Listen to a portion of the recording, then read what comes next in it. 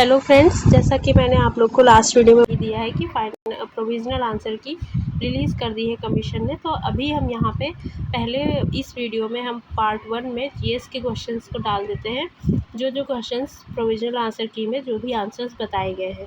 और मैं आपकी जानकारी के लिए बता दूं कि इसमें सारे ही आंसर्स वही हैं जो मैंने आपको बताए थे। किसी भी क्वेश्चन में चेंज नहीं हुआ है।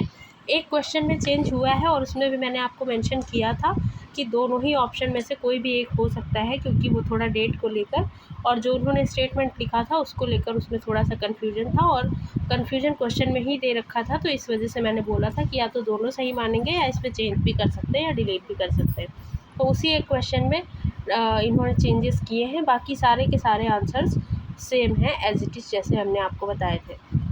तो चलिए विदाउट एनी डिले हम स्टार्ट करते हैं और इस वीडियो को बना लेते हैं। नेक्स्ट पार्ट में हम अपना सोशियोलॉजी का सॉल्व करेंगे। ये जीएस का पेपर फर्स्ट शिफ्ट का है, हमारा फर्स्ट डे का 18 अप्रैल का। तो चलिए स्टार्ट करते हैं। पहला क्वेश्चन हमारा था which committees methodology formed the basis for 2011-12 official poverty estimates in India using consumption expenditure data। तो इसमें मैंने आपको बताया ही था कि तेंदुलकर कमेटी होगा और इसका सही आंसर वही है। नेक्स्ट क्वेश्चन है which river is known as the largest tributary of Ganga by discharge water flow. तो इसका भी आंसर मैंने आपको बताया था और इसका आंसर जो मैंने बताया था वही है ऑप्शन डी, घाघरा रिवर।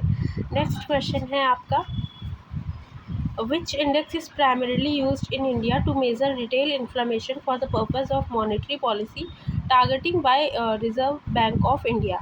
तो इसका आंसर आपका हो जाएगा कंज्यूमर प्राइस इंडेक्स। तो मैंने आपको ऑलरेडी यही सारे ऑप्शंस बता रखे थे। नेक्स्ट क्वेश्चन आपका which launch vehicle was used to launch India's first solar mission Aditya L1। तो इसका आंसर हो जाएगा आपका option C, PSLV C57। Next देख लेते हैं विच of the following best describes the nature of UGC in India. मैंने आपको बताया ही था ये स्टैट्यूटरी बॉडी है क्योंकि ये कॉन्स्टिट्यूशनल बॉडी नहीं है। नेक्स्ट क्वेश्चन हमारा फंडामेंटल राइट्स से दिया हुआ था, अब उसको भी देख लेते हैं। यहाँ पे नेक्स्ट क्वेश्चन हमारा फंडामेंटल राइट्स का नहीं, वैलिडिटी से रिलेटेड था, रिसर्च से रिलेटेड। यहाँ पे पूछा था in educational evaluation validity of test refers to. तो इसका भी मैंने आपको बताया ही था, परीक्षा द्वारा वही मापा जाना चाहिए जिसका मापन उद्देश्य हो, यानी कि degree to which a test measures what it intends to measure. Validity इसमें कुछ लोग अदर यूट्यूब चैनल पे ये भी बता रहे थे कि कंसिस्टेंसी होगी, जो कि ऐसा नहीं होता है। मैंने आपको पहले ही बताया था वो आपका रिलायबिलिटी होता है, वैलिडिटी आपका डिफरेंट होता है। रिलायबिलिटी ये होता है कि आप वही चीज़ देखें जो आपको एक्चुअल में देखने की नीड है, तो वही आपका हो जाएगा वैलिडिटी। तो इसलिए आपका वैलिडिटी हो जाएगा वही चीज़ मापना जो आपको मापे जाने की आवश्यकता है। नेक्स्ट क्वेश्चन हम देख लेते हैं और इसमें कोई भी ऐसा आप अगर कोई बताता है इसमें चैलेंज कर सकते हैं रॉन्ग है, ऐसा कुछ भी नहीं है, बिल्कुल करेक्ट है। नेक्स्ट क्वेश्चन हम देख लेते हैं which country became the newest member of NATO in April 2023। मैंने आपको बताया ही था, ज़्यादातर क्वेश्चंस इन्होंने पूछ लिए हैं उससे 2023 के current affairs. Option A Finland. Next question है हमारा which of the following is considered a primary cause of environmental degradation due to industrial activities. इसका भी आंसर आपका वही रहेगा, सेम ऑप्शन, वायु और जल निकायों में प्रदूषकों का अत्यधिक उत्सर्जन। Option 3 excessive emission of pollutants into air and water bodies. बहुत कॉमन क्वेश्चन था, आपको पता ही होगा कि प्राइमरी कॉज यही होता है क्योंकि वहाँ से जो भी पॉल्यूटेंट्स आते हैं वो एयर और वाटर बॉडीज़ में मिल जाते हैं, जो मेक प्राइमरी कॉज बन जाता है। नेक्स्ट हमारा रिसर्च मेथड्स एंड उसकी कैरेक्टरिस्टिक्स से रिलेटेड क्वेश्चन था। Survey method, experimental method, historical method and case study method. तो इसको भी मैच करना था और हमने बिल्कुल करेक्ट मैच किया था इसमें, जिसमें ऑप्शन डी आपका हो जाएगा करेक्ट। तो हमने बिल्कुल सही मैच किया था। आपका सर्वे मेथड हमने ऑलरेडी आपको मेंशन किया था, कलेक्शन ऑफ डेटा होता है लार्ज पॉपुलेशन से। मैंने आपको NFHS का एग्जांपल भी दिया था। ये सारे सर्वे सेंसस वगैरह सर्वे करके होते हैं, लार्ज पॉपुलेशन का डेटा कलेक्ट करके। नेक्स्ट आपका मैंने बताया था कि एक्सपेरिमेंटल क्या मेथड क्या होता है, तो वो भी मैंने आपको बताया था। कॉज एंड इफेक्ट रिलेशनशिप जहाँ भी आ जाती है वो एक्सपेरिमेंटल होता है। हिस्टोरिकल भी मैंने बताया था, पास्ट इवेंट जहाँ भी आ जाएगा वो हिस्टोरिकल होगा। एंड इन डेप्थ स्टडी जहाँ भी आ जाएगा वो केस स्टडी होगा, क्योंकि उसमें किसी भी एक चीज़ की हम इन डेप्थ स्टडी करते हैं। नेक्स्ट क्वेश्चन है हमारा अगेन मैच द फॉलोइंग का था। इसमें भी आपका ऑप्शन जो मैंने बताया था वही सही है, ऑप्शन सी आपका सही है। तो इसमें भी मैच करने में कोई प्रॉब्लम नहीं होगी, फर्स्ट का सेकेंड, एंड इसमें बी का फोर्थ, सी का फर्स्ट एंड डी का थर्ड। नेक्स्ट क्वेश्चन हम देख लेते हैं। यहाँ पे आया है वो फंडामेंटल राइट जिसकी मैं बात कर रही थी। Which article of Indian constitution is known as the right to constitutional remedies. तो इसका ऑब्वियसली बिल्कुल करेक्ट आंसर है आर्टिकल 32। इसमें कोई कन्फ्यूज़न नहीं है। अगर कोई 226 बता रहा है तो वो ज़बरदस्ती का कन्फ्यूज़न क्रिएट करने वाली बात हो गई। Supreme court and high court ऐसा कुछ भी नहीं है। यहाँ पे सिंपली राइट पूछा गया और राइट हमारा आर्टिकल 32 में है, तो इसमें भी कोई कन्फ्यूज़न बनता नहीं है, कोई भी चैलेंज करने का कोई स्कोप नहीं है। मैंने पहले ही आपको बताया था one and only correct answer is article 32। Next question है आपका विच of the following concepts best reflects the composite nature of Indian culture. तो इसका आंसर हो जाएगा आपका assimilation and synthesis of diverse cultural traditions over time. ये भी मैंने आपको बताया था और ये बहुत सिंपल था, आई होप सबका ही सही होगा। नेक्स्ट क्वेश्चन है under which articles of constitution does election commission advise the president and governors respectively regarding disqualification of members of parliament and state legislature। तो इसका आपका हो जाएगा option B article 103 and article 192, जिसमें मैंने वो आपको पता ही होगा कि 103 प्रेसिडेंट का हो जाएगा एंड 192 आपका गवर्नर का हो जाएगा। नेक्स्ट क्वेश्चन है आपका which protocol is primarily responsible for reliable end to end transmission of data over the internet by insuring error checking and retransmission. तो ये भी मैंने आपको बताया था कि ट्रांसमिशन की बात आ जाएगी तो टीसीपी आ जाएगा। आप कंफ्यूज हो सकते हैं एफटीपी में, तो एफटीपी टीसीपी के अंदर ही आ जाता है, वो एक अलग से ब्रांच नहीं है, तो इस वजह से टीसीपी आपका करेक्ट आंसर हो जाएगा ऑप्शन ए।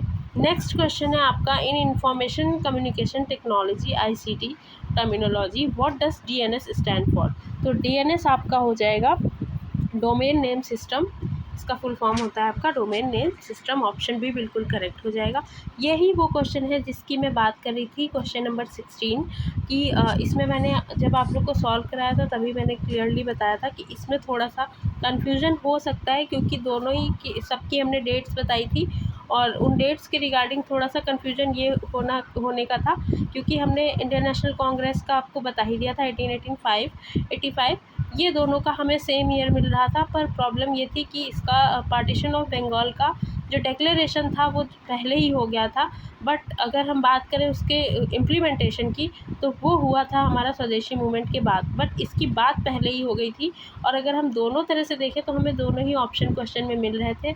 अगर हम पहले बात किसकी हुई ये देखें तो हमें उसका भी ऑप्शन मिल रहा था, और अगर हम पहले इम्प्लीमेंटेशन किसका हुआ वो देखें तो उसका भी ऑप्शन मिल रहा था। तो इस वजह से इस एक क्वेश्चन में डाउटफुल में मैंने इसको डाला था, बट अब इन्होंने डाउट एकदम क्लियर कर दिया है। तो इसका करेक्ट आंसर हो जाएगा आपका ऑप्शन बी।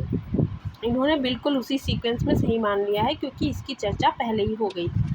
नेक्स्ट क्वेश्चन हम देख लेते हैं। The Nobel prize in physiology medicine 2023 was awarded for discoveries enabling which technology used in COVID-19 vaccines। तो इसका आपका ऑप्शन हो जाएगा option B. Next question assertion reason का क्वेश्चन था, पॉलिटी का क्वेश्चन था। इसमें पूछा गया था president of India normally exercises executive powers on the aid and advice of council of ministers, जो कि बिल्कुल सही स्टेटमेंट है कि काउंसिल ऑफ मिनिस्टर्स के एडवाइस पे ही प्रेसिडेंट काम करता है, एग्जीक्यूटिव पावर्स परफॉर्म करता है। एंड नेक्स्ट इन्होंने पूछा था, बोला था article 74 of the constitution makes it mandatory for the president to act in accordance with such advice after reconsideration. कहने का मतलब है कि उसको रिकंसीडर कर सकता है, बट ऐसा नहीं है कि उसके अगेंस्ट जाके कुछ कर सकता है, उसको उसी एडवाइस के थ्रू काम करना पड़ता है, वो क्योंकि नॉमिनल हेड होता है। तो इसका आपका करेक्ट आंसर हो जाएगा ऑप्शन सी। दोनों ही सही है और आर उसका करेक्ट एक्सप्लेनेशन है ए का। नेक्स्ट क्वेश्चन है which of the following is considered a primary source of data in research. बहुत सिंपल सा रिसर्च का क्वेश्चन आया हुआ था, तो इसका आपका करेक्ट आंसर हो जाएगा direct direct responses collected through field survey, बिल्कुल सिंपल सी बात है, बाकी सारे ही आपके सेकेंडरी सोर्सेज है, क्योंकि वो हम डायरेक्ट नहीं करते, कोई और कर चुका होता है देन हम उसको करते हैं, तो वो सेकेंडरी डेटा हो जाता है। नेक्स्ट क्वेश्चन हमारा आईसीटी के डिसएडवांटेजेस से था, बहुत ही सिंपल सा क्वेश्चन था। एक्सेसिव डिपेंडेंस ऑन आईसीटी में reduce face to face interaction in educational environment, बिल्कुल सही बात है, ज़्यादा यूज़ करेंगे तो face to face interaction obviously decrease हो जाएगा। नेक्स्ट था आपका ICT infrastructure requires continuous maintenance and technical support, obviously उसको दोनों ही चाहिए, तो इसलिए बोथ आपका सही हो जाएगा। नेक्स्ट क्वेश्चन था अजय बंगा assumed office as a president of World Bank in 2023. He previously served as chief executive officer of Mastercard. तो इसमें भी आपका दोनों ही ऑप्शन बिल्कुल सही हो जाएंगे। नेक्स्ट क्वेश्चन आपका था ओलंपिक्स से रिलेटेड था, वर्ल्ड कप से रिलेटेड, एंड इसमें भी आपका 2023 से ही पूछा गया था। Which Indian shooter won gold medal in men's 10 metre air rifle event at ISSF world cup 2023 held in Cairo, तो इसका होता है आपका Rudransh Patil, option D. Next question है आपका according to modern solar nebula theory the planets of solar system form primarily through which process, तो इसमें आपका हो जाएगा option B gradual accretion of dust gas particles within rotating protoplanetary disc. Next आपका question assertion reason का again था, तो इसमें आपसे पूछा गया था the Swachh Bharat mission aims to improve sanitation and solid waste management across India, reason दिया था proper waste management contributes to environmental protection and public health improvement, दोनों ही बिल्कुल सही है, इसलिए ऑप्शन ए आपका करेक्ट हो जाएगा। नेक्स्ट क्वेश्चन यहाँ पे था एनवायरमेंट से, इसमें पूछा गया था which environmental management approach emphasizes preventing pollution at the source rather than treating it after generation, तो इसमें आपका हो जाएगा pollution prevention approach, option B. Next question है the Montreal protocol 1987 primarily focus on the protection of, तो ये किसके protection पे बात करता है, ओजोन लेयर के प्रोटेक्शन पे बात करता है, इसलिए ऑप्शन बी बिल्कुल करेक्ट हो जाएगा। नेक्स्ट क्वेश्चन है आपका the primary objective of teaching at higher education level is, तो इसका प्राइमरी ऑब्जेक्टिव क्या होता है, promote critical thinking and independent learning, means समालोचनात्मक चिंतन और स्वाध्ययन को बढ़ावा देना। नेक्स्ट क्वेश्चन है आपका कंप्यूटर से which part of email address identifies the mail server responsible for handling the messages, तो इसका आपका करेक्ट आंसर हो जाएगा domain name, option B. Next है which of the following components is not generally included within the scope of information and communication technology, तो इसका हो जाएगा आपका एनालॉग मैकेनिकल मशीनरी, ये इसके थ्रू अंडर नहीं आता है, तो इस वजह से ऑप्शन सी आपका सही हो जाएगा। नेक्स्ट है which of the following best explains the concept of human environment attraction, तो इसका आंसर हो जाएगा आपका mutual relationship where humans influence and are influenced by the environment, तो ये रही उसकी आंसर की प्रोविजनल आंसर की, जो बिल्कुल एज इट इज़ सेम है, एक भी क्वेश्चन इसमें आपको ऐसा नहीं मिलेगा जो मैंने ना बताया हो कि ये हो सकता है, कोई भी डाउटफुल इसमें क्वेश्चंस नहीं थे। एक ही क्वेश्चन था जिसमें मैंने आपको क्लियरली मेंशन किया था कि या तो दोनों ही ऑप्शन सही मानेंगे या इन दोनों में से कोई एक सही मान सकते या फिर क्वेश्चन ही डिलीट हो जाएगा, और मैंने उसका रीज़न भी बताया था और आपको वैसा ही देखने को मिला, उन्होंने उन्हीं में से एक ऑप्शन को सही मान लिया है, बाकी पूरी की पूरी आंसर की वही थी जो मैंने आपके साथ शेयर की थी। तो और भी इसमें ऐसा कोई क्वेश्चन भी नहीं बनता है जिसमें कोई डाउट हो या किसी पे चैलेंज किया जा सकता हो, जीएस के आंसर की बिल्कुल ही करेक्ट इन्होंने दी है। अगर आपको रिलायबिलिटी कुछ क्वेश्चंस हैं जिसमें आप लोग बोलेंगे कि नहीं, जैसे रिलायबिलिटी, तो वो बिल्कुल सही है, वैलिडिटी पूछा गया था, वैलिडिटी ही आपको बतानी है, उसमें कन्फ्यूज़न नहीं करिएगा।